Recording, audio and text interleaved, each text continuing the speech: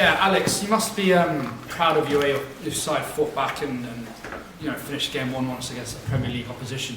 Yeah, well, I was proud with the performance in general. I thought our performance levels were excellent.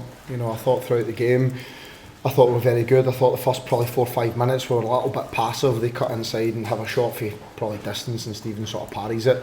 And then I thought from there, we grew more and more in confidence. But I think what we need to realise is we made 8 changes tonight. We lost our goalkeeper in the warm-up. We lose Dan Kelly after 20 minutes of the game. We've drilled all these lads, a lot of them are very young, in one day in a different shape in terms of how to play against Premier League opponents. So for them to take all that on board and all these sort of setbacks along the way and put that level of performance in, I thought was terrific. I was extremely pleased with them.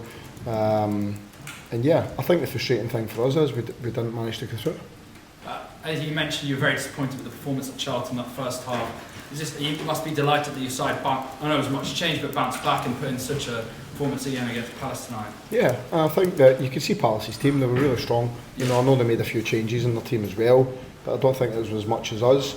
So for us to perform at that level and to compete and to have the chances that we did have, and to be fair, what I was really pleased with was I thought at times we pressed the ball brilliantly and turned the ball over. I thought at times our use of the ball was very good and we managed to sort of play through Palace, create a couple of chances, which was good. So in the balance of the game, I was really pleased. I think you could see at the end we were a bit dead in our feet. But like Saturday, which you highlighted after the game, we keep going. We don't give in, we keep going, and we'll always try and push and get that next goal. And I thought for their efforts they deserved that goal. I thought they deserved to take it to penalties, and then from there you're just hoping that it's our night and then maybe the goalkeeper can make a save or two, or the lads are confident and can stick the ball away. And you mentioned so it was only one day of training in this sort of system, matching Palace up. You must be sort of pleased as well that transmitted so well, and it requires a lot of winning duels, and the players were able to handle them physically as well. Yeah, I think it's a couple of things. We've got a lot of inexperience in the middle of the pitch with Derek and Dan playing, who I thought were terrific, the both of them, especially like Derek obviously played the full game and Dan come off early doors. And then I thought Reyes was good when he dropped back in there as well. But what we did do is we made an extra man in the back line, because against Palace they end up 5v4 in the back line, and if you can't stop the ball getting there well enough because your press is not maybe efficient enough, they'll hurt you.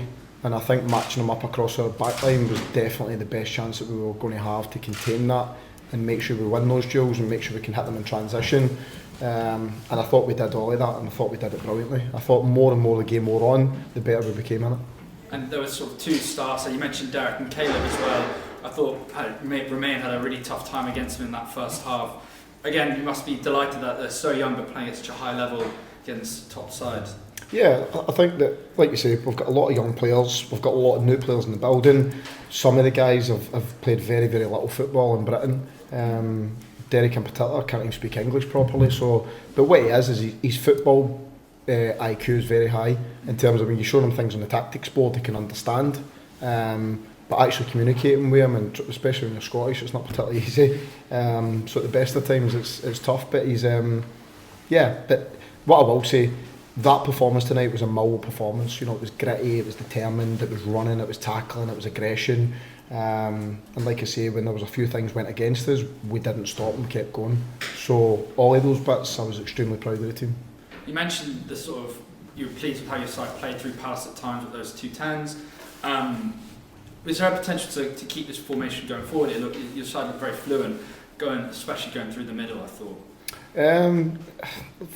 I've played every formation at different clubs, Will, so whether it's a 4-3-3, a 4-2-3-1, a 3-5-2, a 3-4-3, 4-4-2, I hadn't played 4-4-2 until I came to Millwall. So shapes are not a big deal. I mean, all you need to sort out and organise is how you're going to build when you've got it, and what you look like when you haven't got it, and how you're going to press.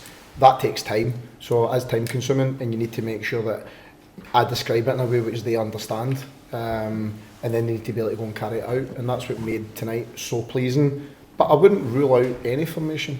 We're really flexible in how we play. The reason I picked that formation is I thought for the players that played tonight, it worked really well and it suited all their strengths, and that's why I did it.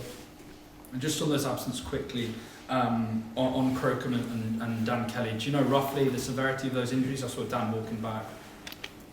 Max has got a sore toe, I believe, and Dan's got a tight hamstring. So, don't know how long they normally take.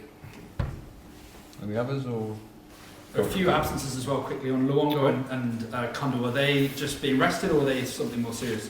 They're not available, so they weren't available. The lads who were available tonight, everybody was involved. Just to clarify, is that an injury, unavailability? Well, how else do you sort of read into it? I'll just double checking. Yeah, they didn't have a date and they couldn't make the game. Yeah, they were unavailable.